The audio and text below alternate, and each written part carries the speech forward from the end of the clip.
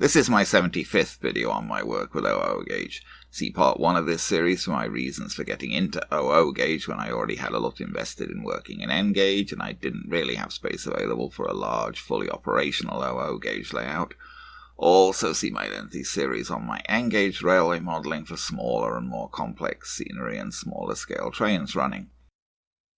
This part features another little Jinty that I picked up. This was originally supposed to be in the running video with my new 8F, but it got pushed aside by all of the problems I was having with the 8F derailing. So I thought I'd just double back and give this Jinty its own brief video. This loco gave me a couple of problems as well, but in this case I basically managed to fix the problems. Here's this Jinty as it arrived. I know I'm being a bit inconsistent here. I was loath to get a Crimson Jinty at all, and now I have two.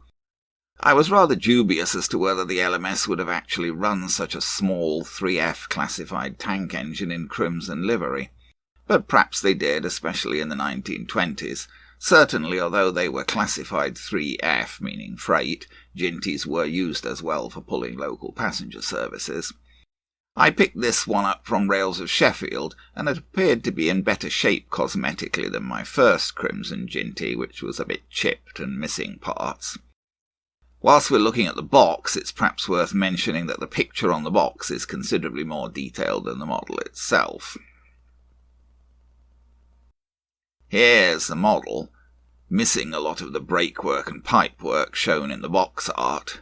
Mine also came with its front left step broken off as shown here. I took the model down to the bench and glued those steps back in place, a bit tricky to do as they were quite thin and didn't offer much surface by which to attach them.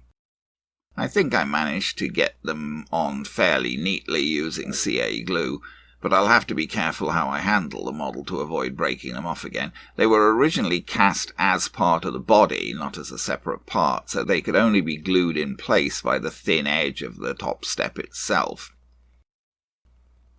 Unlike my previous Crimson Jinty, this one had all of its pipework on the right side still in place. That often comes off these early Jintys and gets lost.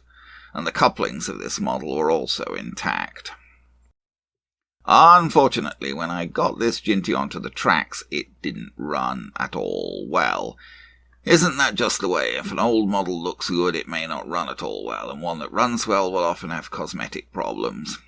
This loco basically couldn't get round my Hornby layout at all. It would run jerkily and then just get stuck. I tracked the problem down to the wiper contact on the back wheel seen here. The model was designed to pick up power from its front pair of wheels and its back pair of wheels, but this right back wheel was not picking up power at all. If I applied power on the bench to one of the left wheels and to the right back wheel, nothing happened, although the loco should have run, as this pickup should have conveyed the power from the back right wheel.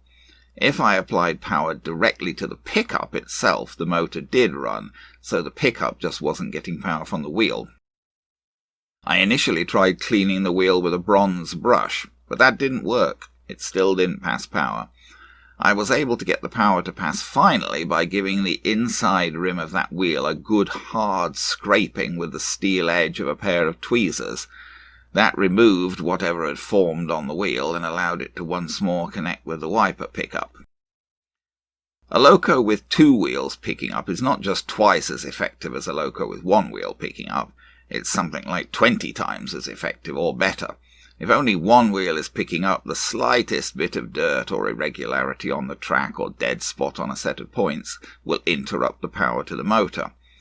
But if two wheels are picking up, power will only be interrupted if there's a dead spot large enough to encompass both wheels, or if there are two problems spaced so as to affect both wheels at the same time.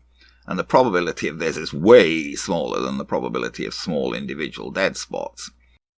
A loco with one wheel picking up is just not going to make it round my Hornby layout, but with two wheels spaced a bit apart picking up, this loco ran fine. Having got the loco running okay, I sorted out some coaches for it to pull. I picked up 4 of these old Triangle LMS coaches from British Model Trains in Cambridge, Ontario recently, and I just selected a composite and a brake to make up a small passenger train for this Jinty. Now let's see a bit of video of the Jinty running, first on the rolling road and then on the layout. Okay, let's just have a little look at this guy on the rolling road after my mucking around with it. It did not run well at all at first. It was noisy, and that back contact didn't work. That wasn't so much a problem on the rolling road, but on the layout it was certainly a problem that it was only picking up electricity from that one wheel. This is the step that I reattached, and I don't think it looks too bad. It was a bit tricky to reattach, but it's the glue's sort of dried now and it's not so shiny, so you can hardly see where it was reattached. Just have to handle it a bit carefully because I don't want to break it off again. And we go backwards.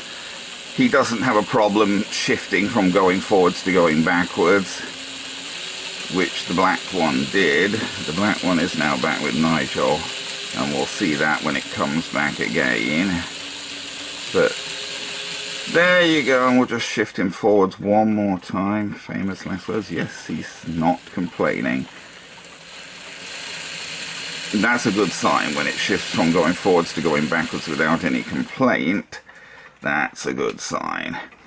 Okay, so now we'll get it on the layout again, and we'll hope it'll run okay on the layout, which is more of a test because it'll lose contact occasionally from one wheel or another as it's running around the layout. But hopefully, if it's picking up from the 2 front wheels and the 2 back wheels, that should be enough to keep it running.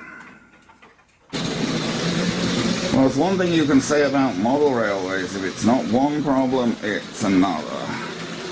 This Jinty had initial severe problems going around this layout because he was only picking up power from one wheel on one side. And the continuity on this layout is just not good enough to manage with one wheel picking up. He was getting stuck all the time. I managed to get the other wheel to pick up by cleaning the inside of the wheel in the pickup. I'm slowing down a little bit from that now. Going rather fast. Can we get away with slowing him down a bit and still not have him stick? Once I got him to the point where he had his 2 wheels, he's only meant to have 2 wheels picking up on that side. And once I got him to the point where the 2 wheels were picking up,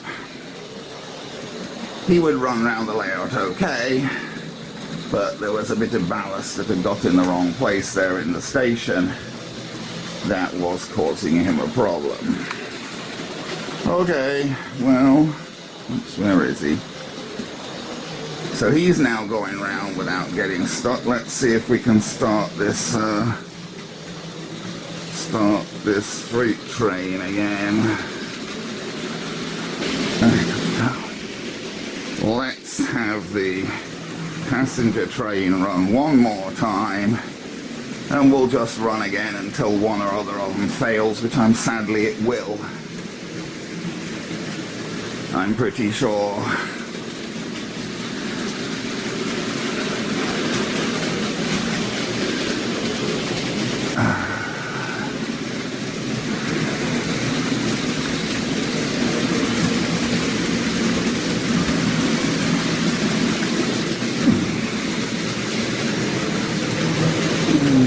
Yeah, I think it's off.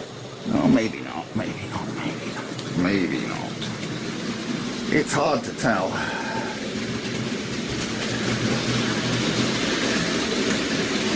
Just give the passenger train a quick follow. He's at least running okay now, basically. So long as the track's not too bad, he'll run okay. But, oh, that pony truck it's just, no, it's off again. It's off again. You know, so he's just going to derail again, probably.